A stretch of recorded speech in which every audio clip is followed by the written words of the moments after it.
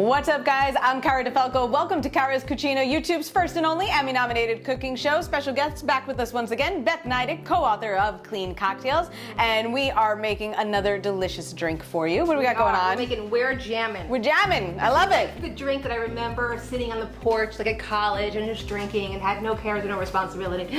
Right? Okay. So not everybody, a lot of people have some sort of jam in the refrigerator. Okay. They also have some sort of citrus, a lemon or a lime. Okay. And they usually have honey. Okay. So that's the drink. Okay? So there you go. Easy enough. We're gonna put a little bit of jam. I love it. In there. It's all going in? Yep, that's lime or lemon. This one's lemon. Lemon, okay, all of it? All of it. And that is honey syrup. This is the honey simple Right, and syrup, the recipe's in the book. The recipe's in the book, and I Totally. love this recipe. It's such a super versatile easy. thing. And then vodka and gin. Oh. Don't be mad.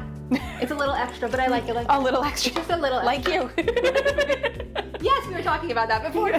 Like me. And okay. Yes. So you really want to shake this one up so that all the jam. So the jam really mixes in. But it really mixes very easily. Okay. Again, you're just waiting for this to kind of get cold In your hands. in your hands, where you can't open the top. I love that tip. I think that's one of the best tips There that you you've go. given Okay, us my so far. hands are too cold. There we go. That's it. Have a good shaker so you get the top off when you want to. You'll see a little bit of the jams come in, but it's like a blush pink rosé. Very kind of pretty flavor. color, yeah. You could garnish it with a berry. You can garnish it with a mint leaf. Anything else you'd like to. But I love today it. we're just doing. We're jamming on the porch. We're jamming on the porch. I love it. Salute.